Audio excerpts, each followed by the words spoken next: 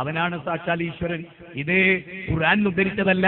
കൃഷ്ണ യജുർവേദം 4-ാം അധ്യായം, ഇനി അഥർവവേദം 13-ാം അധ്യായം 5-ാം പർവ്വം 4 മുതൽ 21 വരെയുള്ള വചനം. അതെന്താ പറയുന്നത്? നമുക്ക് നോക്കാം.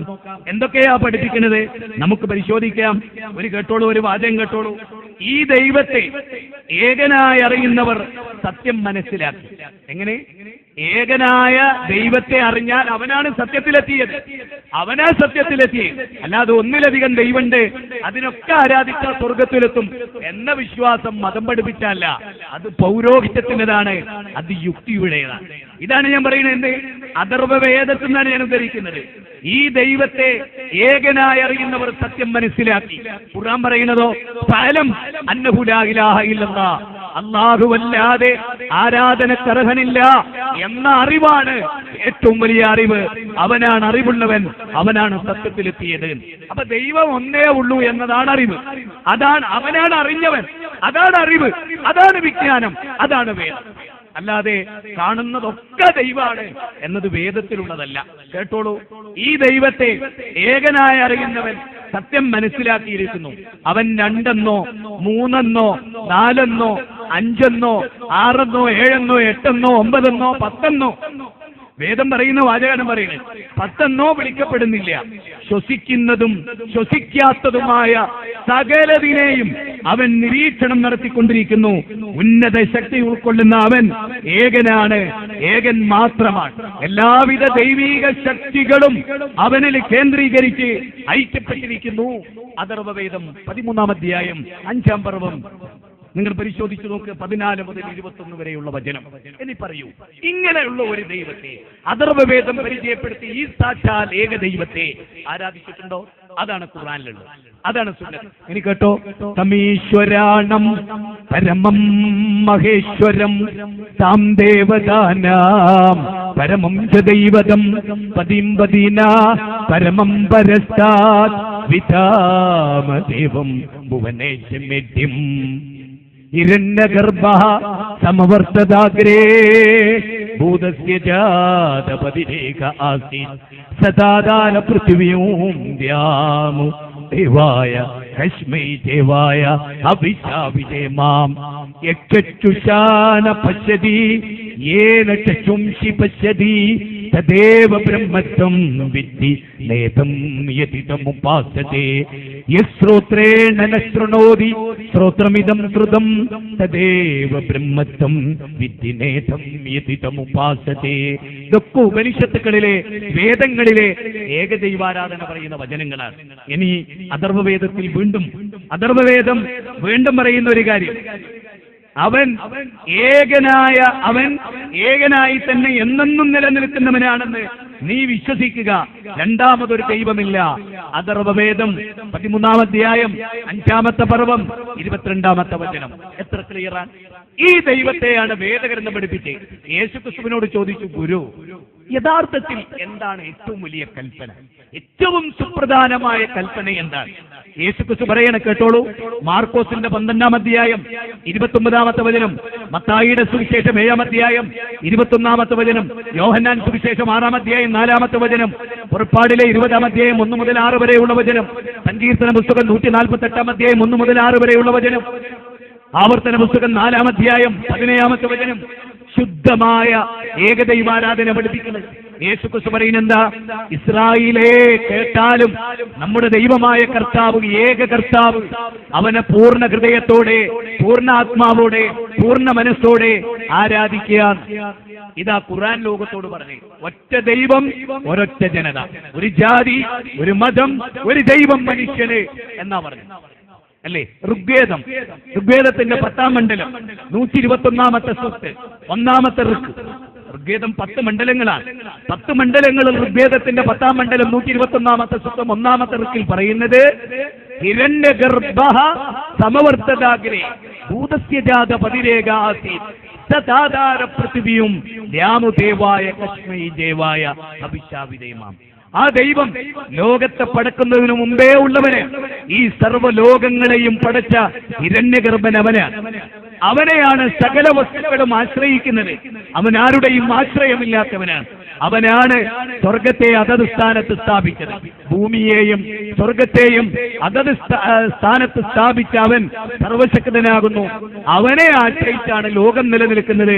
അതുകൊണ്ട് നിങ്ങൾ അവനിൽ അവിസർപ്പിക്കുക.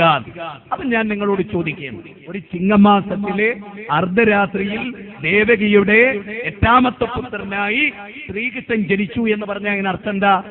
ആ മാതാവിനെ ശ്രീകൃഷ്ണൻ ജനിക്കുന്നതിന് മുമ്പ് 7 മക്കൾ ജനിച്ചിരുന്നു. എന്റെ ബാല, ആ 7 മക്കൾ ആ ഗർഭപാത്രത്തിലല്ലേ വളർന്നത്? ആരാ ഗർഭപാത്രത്തിൽ ആ കുഞ്ഞുങ്ങളെ വളർത്തിയത്? ശ്രീകൃഷ്ണൻ എല്ലാം ഉറപ്പാണല്ലോ, മുഹമ്മദ് നബി എല്ലാം ഉറപ്പാണല്ലോ. യേശുക്രിസ്തു ജനിക്കുന്നതിന് മുമ്പ് കന്യാമറിയമുണ്ട്. മുഹമ്മദ് നബി ജനിക്കുന്നതിന് മുമ്പ് അദ്ദേഹത്തിന്റെ ബാപ്പ മരിച്ചുപോയി, ഇല്ലേ? അപ്പൊ അവരൊക്കെ ഇവിടെ വരുമ്പോ ഈ ഭൂമിയും ആകാശവും ഉണ്ട്. ഇനി നോക്ക്, സായിബാബ അദ്ദേഹത്തിന്റെ വയറ്റിൽ 130 ഗ്രാം ഭാരമുള്ള കിഡ്നി അതടിച്ചുപോയി. അദ്ദേഹം അറിഞ്ഞില്ല, കംപ്ലീറ്റ് കേടുവന്നുപോയി. അദ്ദേഹത്തിന്റെ ശ്വാസകോശം കംപ്ലീറ്റ് നശിച്ചു. അനാട്ടമി പഠിച്ച വിദഗ്ധ ഡോക്ടർമാരുടെ മുമ്പിൽ അബോധാവസ്ഥയിൽ അദ്ദേഹത്തെ കൊണ്ടുവന്ന് അഡ്മിറ്റ് ആക്കുമ്പോഴാണ് കിഡ്നി പോയ വിവരവും അതുപോലെ ശ്വാസകോശം പോയ വിവരവും ഡോക്ടർമാരറിയില്ല. അപ്പൊ സായിബാബ അബോധാവസ്ഥയിലാണ്. അപ്പോഴും മൂപ്പർ അറിഞ്ഞിട്ടില്ല. മനസ്സിലായോ? സ്വന്തം ശരീരത്തിലെ കിഡ്നി കേടുന്നത് പോലും അറിയാത്ത ഒരാളെ ദൈവം എന്ന് സങ്കല്പിക്കുന്നതിന്റെ ബുദ്ധിയും പൊരുളും എന്താണ്? അവിടെ ഞങ്ങളോട് ചോദിക്കുന്നത്, സായിബാബ മരിച്ചപ്പോ സൂര്യൻ നിശ്ചലമായോ? ആയോ? മുഹമ്മദ് നബി മരിച്ചപ്പോൾ ഭൂമി നിശ്ചലമായോ? ഇല്ല. 23 ഡിഗ്രിയിൽ സെക്കൻഡിൽ 30 കിലോമീറ്റർ വേഗതയിൽ ഈ ഭൂമി സഞ്ചരിക്കുന്നു. എന്റെ മാധവ, ഒന്ന് ആലോചിക്ക്. ആരിവിടെ മരിച്ചാലും ജനിച്ചാലും ഈ ഭൂമി നിലക്കുന്നുണ്ടെങ്കിൽ അതിന്റെ അർത്ഥം എന്താ? ഞാൻ കഴിഞ്ഞ ഒരു യാത്രയിൽ ഒരു ക്രിസ്ത്യാനി എന്റെ കൂടെ ട്രെയിനിൽ യാത്ര ചെയ്തപ്പോൾ ഞാൻ ചോദിച്ചു, സഹോദര, താങ്കൾ ക്രിസ്ത്യാനിയാണ്? അതെ, ഞാൻ ക്രിസ്ത്യാനിയാണ്. യേശുക്രിസ്തുവിനെ വെള്ളിയാഴ്ച കുരിശിലേറ്റിയോ? അതെ, യേശുക്രിസ്തുവിനെ വെള്ളിയാഴ്ച കുരിശിലേറ്റി. ശരി, യേശുക്രിസ്തുവിനെ കുരിശിലേറ്റിയപ്പോ അദ്ദേഹം സമ്പൂർണ്ണമായി മരിച്ചോ? അതെ, മരിച്ചു. വെള്ളിയാഴ്ച കുരിശിലേറിയ യേശുക്രിസ്തു പിന്നെ എപ്പോഴാണ് ഉയർത്തെഴുന്നേറ്റത്? ഞായറാഴ്ച. ശരിയാണോ? അതെ. ഉറപ്പാണോ? അതെ. യേശുക്രിസ്തു സമ്പൂർണ്ണമായി മരിച്ചല്ലോ, മരിച്ചു. പിന്നെ അദ്ദേഹത്തിന് ലോകത്തിൽ ഇടപെടാൻ കഴിഞ്ഞോ? ഇല്ല. അപ്പൊ ഞാൻ ക്രിസ്ത്യാനിനോട് വേറൊരു ചോദ്യം ചോദിച്ചു. ശരി, അങ്ങനെയാണെങ്കിൽ വെള്ളിയാഴ്ച യേശുക്രിസ്തു കുരിശിൽ കിടന്ന് മരിച്ചു, വെള്ളി ശനിയായി, ശനി ഞായറായി. ഒരു കാര്യം മനസ്സിലായി, വെള്ളി ശനിയിലെത്തിയതും ശനി ഞായറിലെത്തിയതിലും യേശുക്രിസ്തുവിന് ഒരു കൺട്രോളും ഇല്ല. അപ്പൊ കഴിഞ്ഞ യേശുക്രിസ്തുവിനെ കുരിശിലേറ്റുന്നതിന് മുമ്പത്തെ വെള്ളിയും ശനിയും മൂപ്പരെ കൺട്രോളിലല്ല. ഇത് മനസ്സിലായോ? ഒന്നും. അപ്പൊ ഞാൻ എറണാകുളത്ത് ഇറങ്ങുമ്പോൾ അയാൾ എന്നോട് പറഞ്ഞത് എന്താ അറിയോ? നിങ്ങൾ ഇറങ്ങിക്കോളി, എനിക്ക് കയറിയിട്ടുണ്ട്. നിങ്ങൾ ഇറങ്ങിക്കോളി, എനിക്ക് കയറിയിട്ടുണ്ട്. തന്നെ എനിക്ക് ക്രിസ്തുമതം തെറ്റാന്ന് മനസ്സിലായിട്ടുണ്ട്. നിങ്ങൾ പറഞ്ഞാൽ ശരിയെന്ന് ബോധ്യപ്പെട്ടിട്ടുണ്ട്. ഞാനും നിങ്ങളോട് ചോദിക്കണേ, മനുഷ്യവാസമില്ലാത്ത കാലത്ത് ഈ ഭൂമിയെ സൃഷ്ടിച്ചതാരാ? നിങ്ങളും ഞാനും ഒക്കെ മരിച്ചാലും. അപ്പൊ സായിബാബ മരിച്ചപ്പോൾ ഇവിടെ എന്തെങ്കിലും സംഭവിച്ചോ? ഒന്നുമില്ല. ഇനി ശ്രീ രവിശങ്കർ മരിച്ചവിടെ എന്തെങ്കിലും സംഭവിച്ചോ? ഒന്നും സംഭവിക്കില്ല. അമ്മ മരിച്ചവിടെ എന്തെങ്കിലും സംഭവിക്കും? ഒന്നും സംഭവിക്കില്ല. അപ്പൊ ഈ ലോകത്തെ കൺട്രോൾ ചെയ്യുന്നൊരു ശക്തിയില്ലേ? ഉണ്ട്. ഇപ്പൊ യജുർവേദം നിങ്ങൾ നോക്കേ, യജുർവേദത്തിന്റെ 32-ാം അധ്യായം 3-ാമത്തെ ശ്ലോകം. അതിലെന്താ? ഞാൻ എന്റെ പ്രിയ സുഹൃത്ത് രാകേഷിന്റെ വീട്ടിൽ പോയി. അവനെന്നെ ക്ഷണിച്ചിട്ട് പോയതാ. രാകേഷിന്റെ വീട്ടിൽ ചെന്നപ്പോ ഋഗ്വേദം, സാമവേദം, അഥർവേദം, യജുർവേദം ഒക്കെ ഉണ്ട് അവിടെ. ഞാൻ പറഞ്ഞാ യജുർവേദം ഒന്ന് എടുക്ക്. അപ്പൊ അവൻ എന്നോട് ചോദിക്കുകയാണ്, പൂച്ചക്ക് എന്താടാ പൊന്നൊരുക്കുന്നിടത്ത് കാര്യം മാപ്പിളെ, എനിക്ക് എന്തിനാടാ യജുർവേദം? ഞാൻ മണ്ണിച്ച് എടുക്ക്. എന്തിനാന്ന് ഞാൻ എടുക്കും, പഠിപ്പിച്ചെടുത്തോ. യജുർവേദത്തിന്റെ 32-ാം അധ്യായം എടുക്ക്. അപ്പൊ 32-ാം അധ്യായം 3-ാമത്തെ ശ്ലോകം ഒന്ന് വായിക്ക്. നതസ്യ പ്രതിമാസ്, നതസ്യ പ്രതിമാസ്. ദൈവത്തിന് പ്രതിമയേ ഇല്ല. ദൈവത്തിന് പ്രതിമയില്ല, പ്രതിമ പാടില്ല എന്നാണ് ഹിന്ദു മതത്തിലുള്ളത്. അല്ലേ? ഞാൻ തെളിയിച്ചു തരാം നിങ്ങൾക്ക്. എത്ര സ്ഥലത്ത് വേണം? ആര്യ സമാജത്തിന്റെ സ്ഥാപകനായ Swami Dayananda Saraswati, light of truth, Satyarth Prakash, അതിൽ അദ്ദേഹത്തോട് 2 ചോദ്യം ചോദിക്കുന്നുണ്ട്. ഇതിന്റെ വകയല്ല, പഠിക്കാൻ വേണ്ടിയാ പറയുന്നത്. നമുക്കൊന്നാകാൻ ഈ ശ്രീരാമന്റെയും കൃഷ്ണന്റെയും മുഹമ്മദ് നബിന്റെ ഒക്കെ പേര് പറഞ്ഞിട്ടാണല്ലോ അപ്പൊ അങ്ങോട്ടും ഇങ്ങോട്ടും ഒക്കെ. അത് മാറാൻ ഒറ്റ വഴിയാണ്. ഏകനായ ദൈവത്തെ അംഗീകരിച്ചു മനുഷ്യർ ഞങ്ങളൊരു അച്ഛന്റെ അമ്മയുടെ മക്കളാന്നുള്ള സത്യം ഉൾക്കൊള്ളുക, അസത്യത്തിന്റെ പിന്നാലെ പോകാതിരിക്കുക. അതിന് നിങ്ങൾ നോക്ക്, സ്വാമി ദയാനന്ദ സരസ്വതിയോട് 2 ചോദ്യം ഞാൻ വേഗത്തിൽ പറയാം. ഒന്ന്, വേദത്തിൽ അനേക ഈശ്വരന്മാരുണ്ട്, ഇത് നിങ്ങൾ അംഗീകരിക്കുന്നുവോ ഇല്ലയോ? സ്വാമി ദയാനന്ദ സരസ്വതി ചോദിക്കണേ, വേദത്തിൽ അനേക ദൈവങ്ങളുണ്ട്, നിങ്ങൾ അംഗീകരിക്കുന്നുണ്ടോ ഇല്ലേ? അദ്ദേഹം പറയാണ്, ഞാൻ അംഗീകരിക്കുന്നില്ല. 4 വേദങ്ങളിൽ ഒരിടത്തും അങ്ങനെ പറഞ്ഞിട്ടില്ല. ഒരു ഈശ്വരനേ ഉള്ളൂ എന്നേ വേദം പറഞ്ഞിട്ടുള്ളൂ. ഒന്നിലധികം ഈശ്വരന്മാരില്ല. ഏകം സത്ബഹുതാ വിപ്രാവതന്തി. ഏകമായ ഒന്നിനെ പലതായി ഗണിച്ചു എന്ന ദുർവ്യാഖ്യാനമല്ലാതെ വേറൊന്നുമില്ല. ഞാനിത് എന്റെ രണ്ടാമത്തെ ചോദ്യം മഗ്‌രിബ് നമസ്കാരത്തിന് ശേഷം വിശദീകരിക്കും. സഹോദരങ്ങളെ, സുഹൃത്തുക്കളെ, സഹപ്രവർത്തകരെ, മഗ്‌രിബ് നമസ്കാരത്തിന് വേണ്ടി നമ്മൾ പിരിയാൻ ബഹുമാന്യനായ ഹുസൈൻ സലഫി മഗ്‌രിബിന് ശേഷം സംസാരിക്കും. അതിനു മുമ്പ് മഗ്‌രിബ് കഴിഞ്ഞ അരമണിക്കൂർ കൂടെ ഇൻഷാ അല്ലാഹ് ഞാൻ നിങ്ങളോട് സംസാരിക്കും. വിഷയത്തിന്റെ വിവിധ ഭാഗങ്ങൾ എല്ലാവരും കേൾക്കുകയും ഇവിടെ കൂടിയ അമുസ്ലിം സഹോദരങ്ങളോട് ഞങ്ങൾ നമസ്കരിക്കുന്ന സമയം നിങ്ങൾ ഇവിടെ വരിക. നിങ്ങൾക്ക് ഈ കസേരയിൽ ഇരിക്കാം, നിങ്ങൾക്കും കൂടിയിട്ട കസേരയത് ഇവിടെ വന്ന് നിങ്ങൾ സീറ്റ് പിടിക്കുക. അരമണിക്കൂറിലെ എന്റെ പ്രഭാഷണവും തുടർന്ന് ഹുസൈൻ സലഫിയും പ്രസംഗിക്കും. നിങ്ങൾ കേൾക്കണം, അഭിപ്രായം പറയണം, വിയോജിപ്പുകൾ രേഖപ്പെടുത്തണം, പരസ്പര സ്നേഹത്തിൽ വിയോജിക്കണം, എന്നിട്ട് കാര്യങ്ങൾ പറഞ്ഞ് പഠിക്കണം, അങ്ങോട്ടും ഇങ്ങോട്ടും പഠിക്കണം. പ്രപഞ്ചനാഥൻ നമ്മെ അനുഗ്രഹിക്കുമാറാകട്ടെ. അസ്സലാമു അലൈക്കും വറഹ്മത്തുള്ളാഹി വബറകാതുഹു. السلام عليكم ورحمة الله وبركاته. الحمد لله رب العالمين والصلاة والسلام على رسوله الأمين وعلى آله وصحبه أجمعين أما بعد. പ്രിയപ്പെട്ട സത്യാന്വേഷികളായ സഹോദരി സഹോദരന്മാരെ, പരമകാരുണികനായ അല്ലാഹുവിന്റെ അപാരമായ അനുഗ്രഹം കൊണ്ട്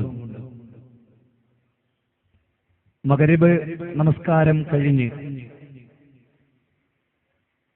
ധാർമ്മികതയുടെ വീണ്ടെടുപ്പ് എന്ന വിഷയത്തിന്റെ ഏറ്റവും പ്രാധാന്യമർഹിക്കുന്ന വളരെ ശ്രദ്ധേയമായ ഒരു ഭാഗമാണ്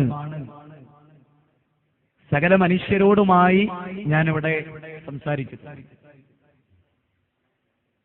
നേർക്ക് നേരെ ചുരുക്കി പറയുകയാണെങ്കിൽ ധാരാളം വൈവിധ്യതകൾ നിലനിൽക്കുന്ന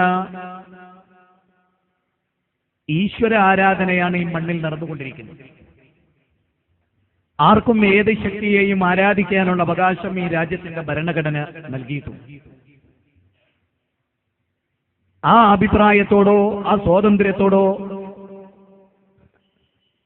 പോസിറ്റീവായി പ്രതികരിച്ചവരാണ് നമ്മൾ. ഇസ്ലാമിനെ സംബന്ധിച്ചിടത്തോളം മതത്തിൽ ബലാത്കാരമില്ല എന്ന് പഠിപ്പിച്ച മതമാണ് ഇസ്ലാം. ഹേമം ചെലുത്തരുത്, നിർബന്ധം ചെലുത്തരുത് ഒരു മതവിശ്വാസിയോ.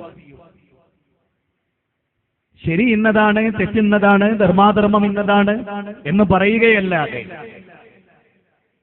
ആരെയും നിർബന്ധിക്കാൻ വകുപ്പില്ലാത്ത മതമാണ് ഇസ്ലാം. ഞാൻ അവിടെയാണ് വളരെ പ്രധാനമായി നമ്മുടെ രാജ്യത്തെ എല്ലാ മതവിശ്വാസികളും അറിയേണ്ട വളരെ പ്രാധാന്യമർഹിക്കുന്ന ഒരു കാര്യം പറഞ്ഞത് ഏകദൈവത്വത്തിലേക്കുള്ള മടക്കമാണ് ഐക്യത്തിന്റെ ഏറ്റവും പ്രധാനമായ ചാലകശക്തി എന്ന് സൂചിപ്പിക്കുകയായിരുന്നു ഞാൻ. 33 കോടി ദൈവങ്ങളെ ആരാധിക്കുന്നവരാണ് ഞങ്ങൾ എന്ന ഹൈന്ദവവാദം ശരിയല്ല എന്നാണ് ഞാൻ പറഞ്ഞത്. കാരണം വേദഗ്രന്ഥങ്ങൾ ഏകദൈവത്തെ പരിചയപ്പെടുത്തുന്നു. സൂര്യനെയും ചന്ദ്രനെയും നക്ഷത്രങ്ങളെയും ഗാലക്സികളെയും എല്ലാം സൃഷ്ടിച്ച ദൈവം ഒന്നാണ്. വിശുദ്ധ ഖുർആനിലെ 112-ാമത്തെ അധ്യായം സൂറത്തെ ഇഖ്ലാസ്, അതിലെ വചനങ്ങൾ പുൽ പറയുക പ്രവാചക, ഹുവല്ലാഹു കാര്യം അല്ലാഹു അഹദ് അവൻ ഏകനാണ്, ശമ്മ ഇസ്രായേല അഡോണാ എലോഹിൻ അഡോണായർ, അല്ലയോ ഇസ്രായേൽ സന്തതികളെ നിങ്ങളുടെ സമുദായം ഏകമാണ്, നിങ്ങളുടെ ദൈവവും ഏകനാകുന്നു എന്നാണ്. മഹാനിർവഹണ സ്തോത്രത്തിൽ മനോഹരമായ ഒരു പ്രാർത്ഥനയുണ്ട്. ഹൈന്ദവർക്കെല്ലാം അറിയാമത്. മഹാനിർവഹണ സ്തോത്രത്തിലെ പ്രാർത്ഥന എന്താണ്? ത്വമേകം വിശരണ്യം ത്വമേകം വരണ്യം ത്വമേകം ജഗത്കാരണം വിശ്വരൂപം ത്വമേകം ജഗത്കർത്തൃപാത്ര പ്രഹർത്തൃ ത്വമേകം പരം നിശ്ചലം നിർവികൽപം. ആ വാചകത്തിന്റെ ആശയത്തെ സംബന്ധിച്ച് നിങ്ങളൊന്ന് ചിന്തിച്ചു നോക്ക്. ത്വമേകം ശരണ്യം ത്വമേകം വരണ്യം, ഏകനായ ദൈവമേ എന്റെ പ്രാർത്ഥനകൾ അഖിലവും ഏകനായ നിന്നോടാണ്. എനിക്ക് കുട്ടികളെ കിട്ടാൻ ഞാൻ പ്രാർത്ഥിക്കുന്നത് നിന്നോടാണ്. എന്റെ രോഗം മാറാൻ ഞാൻ പ്രാർത്ഥിക്കുന്നത് നിന്നോടാണ്. എന്റെ വഴിപാടുകൾ ഞാൻ സമർപ്പിക്കുന്നത് നിന്റെ മുമ്പിലാണ്. നിന്റെ പ്രത്യേകത എന്താണ്? എന്റെ പ്രിയപ്പെട്ട ഹൈന്ദവ സഹോദരങ്ങളാ, വാചകം ഒന്ന് ശ്രദ്ധിച്ചേ. ത്വമേകം ജഗത്കർത്തൃ പാതൃ പ്രഹർത്തൃ ത്വമേകം പന്നിശ്ചലം നിർവികൽപം. ത്വമേകം ജഗത്കർത്തൃ പാതൃ പ്രഹർത്തൃ. ഈ പ്രപഞ്ചത്തെ മുഴുവനും സൃഷ്ടിച്ച ഏകനായ ദൈവമേ, നിന്നോടാണ് എന്റെ പ്രാർത്ഥന. അപ്പൊ പ്രാർത്ഥിക്കേണ്ടത് ആരോടാ? വാഹനാപകടമുണ്ടായി സുരേന്ദ്രനും രാധാകൃഷ്ണനും ബാലസുബ്രഹ്മണ്യനും ഒന്നിച്ച് യാത്ര ചെയ്യുന്ന വണ്ടി കൊക്കയിലേക്ക് വീഴുമ്പോ ശ്രീരാമ രക്ഷിക്കണമെന്നാണോ പറയേണ്ടത്? ശ്രീകൃഷ്ണ രക്ഷിക്കണമെന്നാണോ പറയേണ്ടത്? അതല്ല, ജഗത്തിന്റെ ജഗതീശ്വര, ലോകത്തിന്റെ നാഥ, ദീദീവിക, വിരാട് പുരുഷ, ഹിരണ്യഗർഭ, നിന്നോടാണ് ഞങ്ങൾ പ്രാർത്ഥിക്കുന്നത് എന്നാണോ പറയേണ്ടത്? ഇതാണ് വിഷയം. ഒരു മുസ്ലിമിനെ സംബന്ധിച്ചിടത്തോളം ഒരു കുന്നിന്റെ മുകളിൽ നിന്ന് താഴോട്ട് വീഴുന്നു. അവൻ ആരോട് പ്രാർത്ഥിക്കണം? അതാണല്ലോ ആരാധന. അത് മൊയ്തീൻ ഷെയ്ഖിനോടാകാമോ, ഉള്ളാളം ഞങ്ങളോടാകാമോ, മുഹമ്മദ് നബിയോടാകാമോ, പ്രവാചകന്മാരോടാകാമോ? അതാണ് വിഷയം. പറ്റില്ല എന്ന് ഖുർആൻ. ഖുൽ ഇന്നമാ അദൂ റബ്ബി വലാ ഉശ്രികു ബിഹി അഹദ. പറയൂ പ്രവാചകരെ, ഞാൻ എന്റെ ദൈവത്തോടല്ലാതെ, ആകാശഭൂമികളുടെ നാഥനോടല്ലാതെ ഞാൻ പ്രാർത്ഥിക്കുകയില്ല. ഖുർആനിലെ ഒരു വചനം. ഖുർആൻ പറയുന്നത് ആകാശഭൂമികളിലുള്ളതെല്ലാം, ആകാശത്തിലും ഭൂമിയിലും അവയ്ക്കിടയിലുള്ളതെല്ലാം ദൈവത്തെ ആരാധിക്കുന്നു. ദൈവത്തെ ആരാധിക്കുന്നു. വശംസു വൽ ഖമറു, സൂര്യനും ചന്ദ്രനും ദൈവത്തിന്റെ മുമ്പിൽ പ്രണാമം അർപ്പിക്കുന്നു. വശംസു വൽ ഖമറു വൻ നുജൂമു വൽ ജിബാൽ വസ്സജറു വദ്ദവാബ്, നക്ഷത്രങ്ങൾ മുഴുവനും ദൈവത്തെ ആരാധിക്കുന്നു. നക്ഷത്രത്തെ അല്ല, നക്ഷത്രത്തിന്റെ നാഥനെ, സൂര്യനെ അല്ല, സൂര്യന്റെ നാഥനെ, ചന്ദ്രനെ അല്ല, ചന്ദ്രന്റെ സൃഷ്ടാവിനെ. എത്ര ക്ലിയറാണ്. ആളുകൾ സാധാരണ പറയും, ഭാഗ്യ നക്ഷത്രമേ നിങ്ങൾ നിർവചിക്കുന്നു ജയവും പരാജയവും എന്ന് പറയാറുണ്ട്. സിനിമയിലെ ഒരു പാട്ടായി പറയപ്പെടുന്നു, ഭാഗ്യ നക്ഷത്രമേ നിങ്ങൾ നിർവചിക്കുന്നു ജയവും പരാജയവും എന്ന് പറയും. ഭാഗ്യ നക്ഷത്രങ്ങളാണ് മനുഷ്യ ജീവിതത്തിന്റെ ജയാപജയങ്ങൾ നിർണ്ണയിക്കുന്നത്. ഇത്ര വലിയ ഹിസ്റ്റോറിക്കൽ ബ്ലണ്ടർ ഈ ഭൂമിയിൽ വേറെന്താണ്? കാരണം എന്താ? മോഡേൺ സയൻസ്, ആസ്ട്രോണമി പഠിച്ചിട്ടുള്ള ആർക്കറിഞ്ഞൂടാത്തത് വിവരക്കേടാണ്. കാരണം ഇന്ന് നമ്മൾ ആകാശത്തേക്ക് നോക്കിയാൽ കാണുന്ന നക്ഷത്രങ്ങൾ എത്രയോ വർഷങ്ങൾക്ക് മുമ്പ് നശിച്ചു പോയതാണ്. അതിന്റെ പ്രകാശം ഭൂമിയിലെത്താൻ എത്രയോ പ്രകാശ വർഷം കൊണ്ടാ സാധിച്ചത്. അതിനെ നമ്മൾ ഇപ്പൊ കാണുന്നു, പക്ഷെ അത് നശിച്ചിട്ട് വർഷങ്ങളായി. പിന്നെങ്ങനെ മനുഷ്യന്റെ ജീവിതത്തിലെ ജയാപജയങ്ങൾ നിർണ്ണയിക്കാൻ കഴിയുക? ഞാൻ ഒറ്റ പോയിന്റ് പറയാം. മനുഷ്യ ജീവിതത്തിന്റെ ജയാപജയങ്ങൾ നിർണ്ണയിക്കുന്നത് പ്രപഞ്ചത്തിന്റെ നാഥനാണ്, ലോകത്തിന്റെ നാഥനാണ്. നിങ്ങൾ ആരെങ്കിലും ചിന്തിച്ചിട്ടുണ്ടോ ഒരു അത്ഭുതം? ഇപ്പൊ വിശുദ്ധ ഖുർആൻ ദൈവിക ഗ്രന്ഥാണെന്ന് പറയാൻ നമ്മളെ പ്രേരിപ്പിക്കുന്ന ഘടകം എന്താ? ഇപ്പൊ സൂര്യനെ കുറിച്ച് ഖുർആൻ നടത്തിയ ഒരു പരാമർശം. മോഡേൺ സയൻസ് എത്ര കാലമായി സൂര്യൻ സഞ്ചരിക്കുന്നു എന്ന് പറയും? വളരെ ചുരുങ്ങിയ കാലമായിട്ടേ ഉള്ളൂ. 14 നൂറ്റാണ്ട് മുമ്പ് ഖുർആൻ പറയുന്നത് എന്താ? സൂര്യൻ സഞ്ചരിക്കുന്നു. എങ്ങനെ സഞ്ചരിക്കുന്നു? അതിന് ദൈവം നിശ്ചയിച്ച പദമേഖലകളിലൂടെ, അതിന്റെ സഞ്ചാര പദത്തിലൂടെ ഒന്നൊന്നിനെ ഓവർടേക്ക് ചെയ്യാതെ അത് സഞ്ചരിച്ചു കൊണ്ടേയിരിക്കുന്നു. എന്നിട്ട് ഖുർആന്റെ പ്രയോഗം എന്തറിയോ? ഒരു മൈക്രോ സെക്കൻഡ് പോലും വ്യത്യാസമില്ലാതെ, ദൈവം നിശ്ചയിച്ച സമയം തെറ്റാതെ കണിശമായി സൂര്യൻ സഞ്ചരിക്കുന്നു. ഞാൻ ഒന്ന് ചോദിച്ചോട്ടെ എല്ലാരോടും, ഈ ഉച്ചഭാഷിണിയുടെ ശബ്ദം കേൾക്കുന്ന മുഴുവൻ ആളുകളോടും, 1400 വർഷങ്ങൾക്ക് മുമ്പ് ഖുർആൻ പറയാണ് 6:10 ഉദിക്കേണ്ട സൂര്യൻ 6:09 കഴിഞ്ഞ് 58 സെക്കൻഡ് ആകുമ്പോൾ ഉദിക്കൂല. അത് 60 സെക്കൻഡ് തികയും മാത്രമേ ഉദിക്കൂ. പിന്നെ 6:10 ഉദിക്കേണ്ട സൂര്യൻ 6:10 ഉദിക്കാതെ 6:20 10 മിനിറ്റ് ലേറ്റായി ഉദിക്കുന്നുമില്ല. ഞാൻ ഈ പ്രസംഗിച്ച ദിവസം പോലും, ഈ പ്രസംഗിക്കുന്ന ഇന്ന് പോലും സൂര്യന്റെ അസ്തമനം അതാണ് 6:03 ബാങ്ക്. 6:03 മഗ്‌രിബ് ബാങ്ക് നിസ്കരിക്കുമാണ് ഞങ്ങളിത് നിർത്തിയത്. 6:03 ഒരിക്കലും 6:05 ആവൂല. 6:05 6:10 ആവില്ല. ഞാൻ എന്റെ പ്രിയപ്പെട്ട മുസ്ലിം സുഹൃത്തുക്കളോടും മുസ്ലിങ്ങളോടും ചോദിക്കുകയാണ്, ഒരു ഗ്രന്ഥം 1400 വർഷങ്ങൾക്ക് മുമ്പ് പറയാണ് സൂര്യൻ ദൈവം നിശ്ചയിച്ചൊരു കണക്കനുസരിച്ച് ഒരു മൈക്രോ സെക്കൻഡ് തെറ്റാതെ നിലനിൽക്കുന്നു എന്ന് ഖുർആൻ 36-ാം അധ്യായം 38-ാമത്തെ വചനം. വശംസു തജ്രി ലിമുസ്തഖറിൻ ലഹാ ദാലിക തഖ്ദീറുൽ അസീസുൽ അലീം. അസീസുൽ അലീം ആ പദം മാത്രം എടുത്തോ, ആ വചനം മാത്രം എടുത്തോ. അസീസ് ഇപ്പൊ നമ്മൾ സാധാരണ ആരാത് അത് അബ്ദുൽ അസീസാണ്. എന്താ അബ്ദുൽ അസീസ് എന്ന് പറഞ്ഞ പ്രതാപവാനായ ദൈവത്തിന്റെ അടിമ. അതാണ് പ്രതാപവാനായ ദൈവത്തിന്റെ അടിമ, സർവശക്തനായ ദൈവത്തിന്റെ അടിമ. അപ്പൊ അസീസുൽ അലീം എന്ന് പറഞ്ഞാലോ സർവജ്ഞനായ സർവശക്തനായ ദൈവം സൃഷ്ടിച്ച സൂര്യൻ അതിന്റെ നിശ്ചിത പദമേഖലകളിലൂടെ ഒരു മൈക്രോ സെക്കൻഡ് തെറ്റാതെ ഉദയം കൃത്യമാണ്, അസ്തമനം കൃത്യമാണ് എന്ന് ഖുർആൻ 1400 വർഷം മുമ്പ് പറഞ്ഞിട്ട് എന്റെ മാധവ, ഈ ഞാൻ സംസാരിക്കുന്ന കണ്ണവത്ത് ഞാൻ ഇന്ന് സംസാരിക്കുന്ന നവംബർ 3 എന്റെ മാധവ അത് കൃത്യമായി തുടരുന്നു എന്ന് പറഞ്ഞാൽ അതിന്റെ അർത്ഥം എന്താ? 1400 വർഷത്തിനപ്പുറത്ത് ഒരു ഗ്രന്ഥത്തിൽ 1400 വർഷം കഴിഞ്ഞാലും 50,000 വർഷം കഴിഞ്ഞാലും സൂര്യന്റെ സഞ്ചാരം തെറ്റില്ല എന്നൊരു ഗ്രന്ഥത്തിലുണ്ടെങ്കിൽ ആ വാചകം മനുഷ്യന്റെതാണോ പടച്ചോന്റെതാണോ? സിറാജാണ് ഈ സൗണ്ട് സിസ്റ്റത്തെ കൺട്രോൾ ചെയ്യുന്നത്. അപ്പൊ ഞാൻ പറയാണ് 2000 വർഷം സിറാജ് ഇവിടെ ഇരിക്കും, ഈ സൗണ്ട് ബോക്സ് ഇവിടെ വർക്ക് ചെയ്യും. 2000 വർഷം തുടർച്ചയായിട്ട് ക്ഷീണമില്ലാതെ ഞാൻ ഇവിടെ പ്രസംഗിച്ചു എന്ന് ഞാൻ പറയാം. 2000 വർഷം പൂർത്തിയാകുമ്പോൾ അത് അങ്ങനെ തന്നെ നിലനിൽക്കുന്നുവെങ്കിൽ ഞാൻ ചില്ലറക്കാരനാ ആണോ? കോമൺ സെൻസിലുള്ള ഏതൊരു PhD ഒന്നും പാസ്സാകണ്ട, ഡോക്ടറേറ്റ് ഒന്നും എടുക്കണ്ട. ഞാൻ വളരെ ലളിതമായി ചോദിച്ചൊരു ചോദ്യം.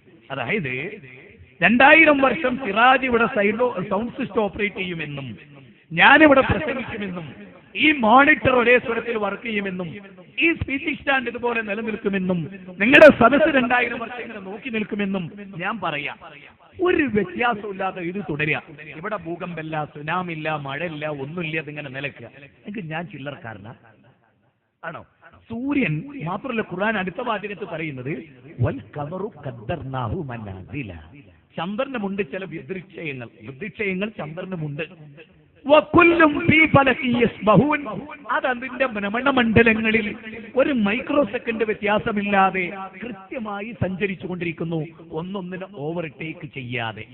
ഇനി ഞാൻ ചോദിക്കുന്നത്, ഇത്ര കണിശമായി ഖുർആനിലൂടെ സംസാരിച്ച ആ പടച്ചവൻ, ലോകത്തിന്റെ നാഥൻ, നിങ്ങൾ ഖുർആൻ പരിശോധിച്ചു നോക്കൂ. ഖുർആൻ പരിചയപ്പെടുത്തുന്ന ദൈവാര മുഹമ്മദ് നബി ദൈവാന്നാ ഖുർആൻ പറഞ്ഞു? ആണോ? ഏതെങ്കിലും ഒരു പ്രവാചകന്റെ ദൈവമാണെന്നാണോ ഖുർആൻ പറഞ്ഞു? അല്ലെങ്കിൽ ഏതെങ്കിലും ഒരു പ്രവാചകനിൽ ദൈവത്തിന്റെ എന്തെങ്കിലും ഒരു അംശം ഉണ്ടെന്നാണോ പറഞ്ഞത്? അല്ല. അതിനു വേണ്ടിയാണ് ഞാൻ നിങ്ങൾക്ക് എന്ത് പറഞ്ഞു തന്നത്? Swami Dayananda Saraswati, light of truth, Arya സമാജത്തിന്റെ സ്ഥാപകനായ സ്വാമി ദയാനന്ദ സരസ്വതി ലൈറ്റ് ഓഫ് ട്രൂത്തിന്റെ വളരെ കൃത്യമായി പറയുന്ന 2 വാചകങ്ങൾ, ഈ 2 ചോദ്യത്തിന്റെ മറുപടികൾ. ഞാൻ ആ ചോദ്യം ഒന്നുകൂടി ആവർത്തിക്കുകയാണ്. നേരത്തെ നമ്മൾ പെട്ടെന്ന് തിരിഞ്ഞപ്പോൾ ആളുകളുടെ മനസ്സിൽ അത് ക്ലിക്ക് ചെയ്തിട്ടാവില്ല. ആരാണ് ദൈവം? ദൈവം ഒന്നിലധികം ഉണ്ടോ? സ്വാമി ദയാനന്ദ സരസ്വതി ചോദിക്കുന്ന ഒരു ചോദ്യം കേട്ടോളൂ. വേദഗ്രന്ഥത്തിൽ അനേക ഈശ്വരന്മാരുണ്ട്, ഇത് നിങ്ങൾ അംഗീകരിക്കുന്നുണ്ടോ ഇല്ലയോ? ഉത്തരം, അംഗീകരിക്കുന്നില്ല. 4 വേദങ്ങളിൽ ഒരിടത്തും അങ്ങനെ പറഞ്ഞിട്ടില്ല. ഏതാ 4 വേദം? ഋഗ്വേദം, സാമവേദം, അഥർവേദം, യജുർവേദം. ഈ ചതുർവേദങ്ങളിൽ ഒരിടത്തും എന്തുണ്ടായിട്ടില്ല? ഒന്നിലധികം ദൈവങ്ങളെ കുറിച്ച് പരിചയപ്പെടുത്തിയിട്ടില്ല. എന്നിട്ട് പറയുന്നത് വളരെ പ്രധാനമായ മറ്റൊരു വാക്കാണ്, അത് നിങ്ങൾ കേൾക്കണം. മാത്രമല്ല, ഏകനായ ഒരു ഈശ്വരനേ ഉള്ളൂ എന്ന് പറഞ്ഞിട്ടുമുണ്ട്, ഒറ്റ ഈശ്വരനേ ഉള്ളൂ എന്ന് പറഞ്ഞിട്ടുണ്ട്. ഇപ്പൊ വിശുദ്ധ ഖുർആൻ സൂറത്ത് ഇഖ്ലാസ് ഞാൻ നേരത്തെ പറഞ്ഞു, 112-ാമത്തെ അധ്യായം. ഖുൽ ഹുവല്ലാഹു അഹദ്, പറയുക പ്രവാചക, കാര്യം ദൈവം ഏകനാണ്. അടുത്ത വാചകം കേൾക്കണം. ആരാ ദൈവം? അല്ലാഹു അസ്സമദാണ്, അതായത് പരാശ്രയമുക്തനാണ്. ഒരാളുടെയും ആശ്രയം ദൈവത്തിന് വേണ്ട. എന്നാൽ നമുക്ക് യേശുക്രിസ്തുവിനെ പറ്റി പരിശോധിക്കാം. മത്തായിയുടെ സുവിശേഷം, യോഹന്നാൻ സുവിശേഷം, യേശുക്രിസ്തു അമ്മയുടെ മാറിടത്തിൽ നിന്ന് മുല കുടിക്കുന്നു. പോയിന്റ് നമ്പർ 1, യേശു ക്രിസ്തു ദൈവത്തിന്റെ മാറിടത്തിൽ നിന്ന് മുല കുടിക്കുന്നു. ഞാൻ ചോദിക്കുന്നത്, കന്യാമറിയമ്മിന്റെ മാറിടത്തിൽ നിന്ന് തന്യം നുകരേണ്ട ഒരവസ്ഥ യേശുവിനുണ്ടെന്ന് പറഞ്ഞാൽ അതിന്റെ അർത്ഥം എന്താ? അമ്മയെ ആശ്രയിക്കാതെ, അമ്മയുടെ മുലപ്പാല് കുടിക്കാതെ എനിക്ക് ജീവിക്കാൻ കഴിയില്ലെന്ന കുഞ്ഞ് തിരിച്ചറിയുന്നു. അത് യോഗ്യതയാണോ അയോഗ്യതയാണോ? അതൊരു ദൈവത്തിന് ചേർന്നതാണ്. പോയിന്റ് നമ്പർ 1, ശ്രീകൃഷ്ണൻ മുല കുടിക്കുന്നു എന്ന് വേദഗ്രന്ഥത്തിൽ അല്ലെങ്കിൽ ആ പുരാണങ്ങളിൽ പറയുന്നു. ശ്രീകൃഷ്ണൻ മുല കുടിക്കുന്നു, മുഹമ്മദ് നബി മുല കുടിക്കുന്നു, അല്ലേ? മുല കുടിക്കേണ്ടി വരില്ല എപ്പോഴാ? അമ്മയെ ആശ്രയിച്ച് മുലക്കണ്ണിൽ നിന്ന് മുലപ്പാല് ചുരത്തി ശരീരത്തിന്. ഇനി യോഹന്നാൻ സുവിശേഷത്തിൽ പറയുന്നു, യേശുക്രിസ്തുവിന് പ്രായം കൂടുന്നതിനനുസരിച്ച് അറിവ് വർദ്ധിക്കുന്നു എന്ന് പറയുന്നു. അപ്പോ യേശുക്രിസ്തുവിൽ സമ്പൂർണതയുണ്ടോ? ദൈവത്വമുണ്ട്. ദൈവത്തെ പറ്റി എന്താ പറഞ്ഞത്? സർവജ്ഞനാണ്, സർവശക്തനാണ്. മാധ്വാചാര്യൻ ചോദിക്കാൻ, അല്ലയോ ശങ്കരാചാര്യർ, ദൈവം സർവജ്ഞനാണെങ്കിൽ മനുഷ്യൻ സർവജ്ഞനാവണ്ടേ? കാരണം അഹം ബ്രഹ്മാസ്മി തത്വമസി, ഞാൻ ദൈവം നീയും ദൈവം എന്ന് പറഞ്ഞാൽ ഞാൻ സർവശക്തനാകണ്ടേ, സർവജ്ഞനാവണ്ടേ? എന്ന് ഞാൻ എന്തിനു +2 പഠിക്കണം? ഞാൻ എന്തിനു LKG പഠിക്കണം? പഠിക്കും തോറും എനിക്ക് വിദ്യാഭ്യാസം വർദ്ധിക്കണം. അതെന്റെ അറിവില്ലായ്മയാണ്. അതാണ് പോയിന്റ്. തീർന്നില്ല.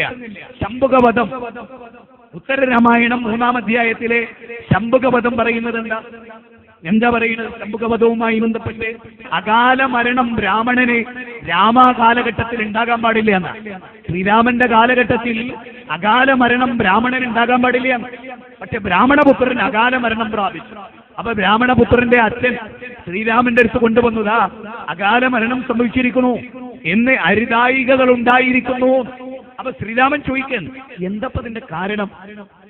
ബ്രാഹ്മണപുത്രൻ മരിക്കാനുള്ള കാരണം എന്താ? സർവശക്തനാണ് ശ്രീരാമനെങ്കിൽ അതിന്റെ കാരണം ഓരോട് ചോദിക്കേണ്ടതുണ്ടോ? ഉത്തരരാമായണം 3-ാം അധ്യായം. അപ്പൊ അവര് പറഞ്ഞു കൊടുക്കാണ് ശ്രീരാമന്. എന്ത്? ഒരു ശൂദ്രനായ ശംഭുകൻ ലോകത്തെവിടെയോ തപസ്സാചരിക്കുന്നുണ്ട്.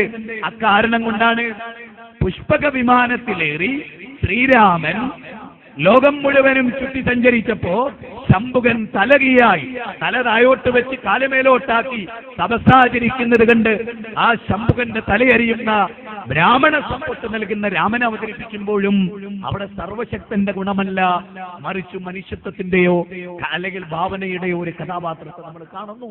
നേരെ മറിച്ച് സർവശക്തനായ ദൈവം, അവൻ ആരുടെയും ആശ്രയമില്ല, അവൻ എന്നെന്നും ജീവിച്ചിരിക്കുന്നു, എല്ലാം നിയന്ത്രിക്കുന്നു. അങ്ങനെയുള്ള ഒരു സൃഷ്ടാവിനെ സ്വാമി ദയാനന്ദ സരസ്വതിയോടുള്ള അടുത്ത ചോദ്യം, രണ്ടാമത്തെ ചോദ്യം, വേദങ്ങളിൽ അനേക ദേവതകളെ പറ്റി പറഞ്ഞിട്ടുള്ളതിന്റെ താല്പര്യം എന്താണ്? ഒരുപാട് ദേവീ ദേവന്മാരെ പറ്റി വേദങ്ങൾ പറയുന്നുണ്ടല്ലോ സ്വാമിജി, എന്താണ് അതിന്റെ താല്പര്യം? അതിന്റെ ഉത്തരം, പൃഥിവിയും മുതലായവർക്ക് ഗുണങ്ങളുള്ളത് കൊണ്ട് ദേവതകൾ എന്ന് പറഞ്ഞത്. എന്നാൽ ഇവ ഈശ്വരനാണെന്നോ ഉപാസനായോഗ്യമാണെന്നോ അംഗീകരിക്കപ്പെട്ടിട്ടില്ല. ഉപാസന എന്ന് പറഞ്ഞാൽ ഉപാസനാകാന്ഡം, കർമ്മകാന്ഡം, ഉപാസനാകാന്ഡം, ജ്ഞാനകാന്ഡം എന്ന് 3ആക്കി ഭാഗിച്ചിട്ടാണ് ഹൈന്ദവ ലോകത്ത് അത് പഠിക്കുന്നത്. ഉപാസന എന്ന് പറഞ്ഞാൽ ആരാധന, അഥവാ ദേവനെയോ ദേവിയെയോ ആരാധിക്കണമെന്ന് പഠിപ്പിക്കപ്പെട്ടിട്ടില്ല. കെ പരമേശ്വരൻ പിള്ള എല്ലാരും കേട്ടിട്ടുണ്ടാവും, പ്രത്യേകിച്ച് ഹൈന്ദവർ. വിദ്യാവാചാസ്പതി പനോളിയുടെ വാൽമീകിയുടെ രാമൻ എന്ന പുസ്തകം നിങ്ങൾ വായിക്കണം. കെ പരമേശ്വരൻ പിള്ളയുടെ ഹിന്ദുധർമ്മ പരിചയം എന്ന പുസ്തകം നിങ്ങൾ വായിക്കണം. കെ പരമേശ്വരൻ പിള്ള ഹിന്ദുധർമ്മ പരിചയം എന്ന പുസ്തകത്തിന്റെ 21-ാം അധ്യായം 148-ാമത്തെ പേജ് 3-ാമത്തെ പാരഗ്രാഫ് 1-2 വരി അതിൽ പറയാണ്, വളരെ കൃത്യമായി എല്ലാവരും ശ്രദ്ധിക്കണം. കെ പരമേശ്വരൻ പിള്ള ശ്രീരാമകൃഷ്ണ മഠം, പുറനാട്ടുകര, തൃശൂർ, അതതിന്റെ മേൽവിലാസമാണ്, അഡ്രസ്സാണ്. ആ അഡ്രസ്സിൽ ബന്ധപ്പെട്ട ആ പുസ്തകം കിട്ടും. ആ പുസ്തകത്തിൽ 21-ാം അധ്യായം 148-ാമത്തെ പേജ് 3-ാമത്തെ പാരഗ്രാഫ് 1-2 വരി അതിൽ കെ പരമേശ്വരൻ പിള്ള പറയാണ്, ഒരു ദേവിക്കും ഒരു ദേവനും സ്വന്തമായി കഴിവില്ല. ഒരു പുൽക്കൊടി നീക്കണമെങ്കിൽ പോലും സാക്ഷാൽ ഈശ്വരൻ കഴിവ് കൊടുക്കണം. കേരളത്തിലെ മുസ്ലിമീങ്ങളിൽ ഒരു വിഭാഗത്തിന്റെ വിശ്വാസം ഇങ്ങനെയാണ്. അത് ഹുസൈൻ സലഫി വിശദീകരിക്കും ഇൻഷാ അല്ലാഹ്. മൊയ്തീൻ ശൈഖിന് സ്വന്തമായി കഴിവില്ല, മമ്പറന്തങ്ങൾക്ക് സ്വന്തമായി കഴിവില്ല. അള്ള കൊടുത്ത കഴിവ് അവരോട് ചോദിക്കുന്നു.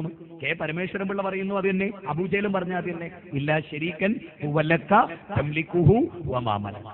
അവർക്ക് സ്വന്തമായിട്ട് കഴിവില്ല. അള്ളാഹ് നീ കൊടുത്തതാണ്, നീ കൊടുത്ത കഴിവ് എന്നാ ചോദിക്കുന്നത്. അപ്പൊ ഒരു സമാനതയുണ്ട് തിന്മയിൽ. എന്നെ ഒരു കാര്യം അറിയിച്ചോ, ഒരു പുൽപ്പടി നീക്കണമെങ്കിൽ പോലും സാക്ഷാൽ ഈശ്വരൻ കൈ കൊടുക്കണമെന്നാ. അങ്ങനെയാണെങ്കിൽ പ്രിയപ്പെട്ട ഹൈന്ദവരെ, അക്കഴിവ് കൊടുക്കുന്ന ദൈവത്തോട് ചോദിച്ചാൽ പോരെ? അതേ ഇവിടെ വിഷയമുള്ളൂ. ലോകത്ത് സൂര്യനെ ആരാ നിയന്ത്രിക്കുന്നത്? അവനെ ആരാധിക്കുക. ചന്ദ്രനെ ആരാ നിയന്ത്രിക്കുന്നത്? അവനെ ആരാധിക്കുക. അടുത്ത വാചകം കേട്ടോളൂ കേട്ടോ നിങ്ങൾ.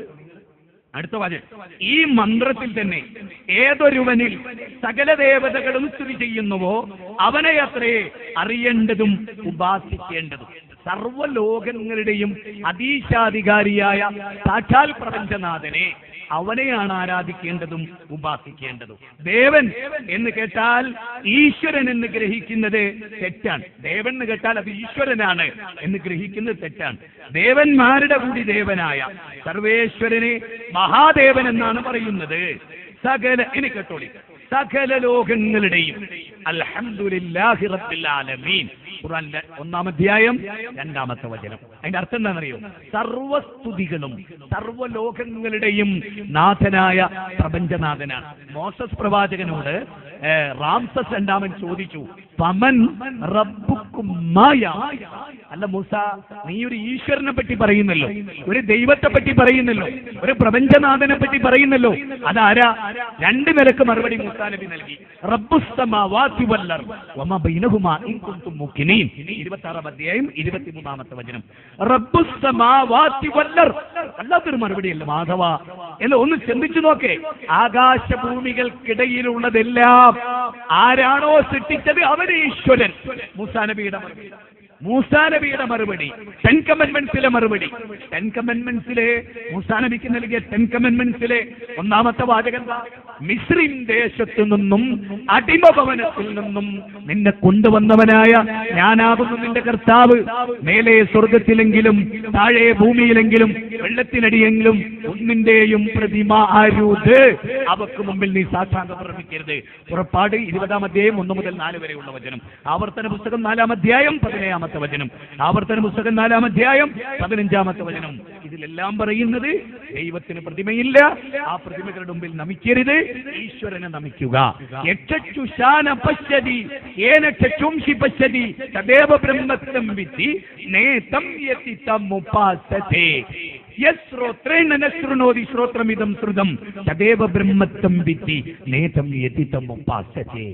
ഇത് ഉപനിഷത്തിലെ 6-7 സൂക്തങ്ങളാണ്.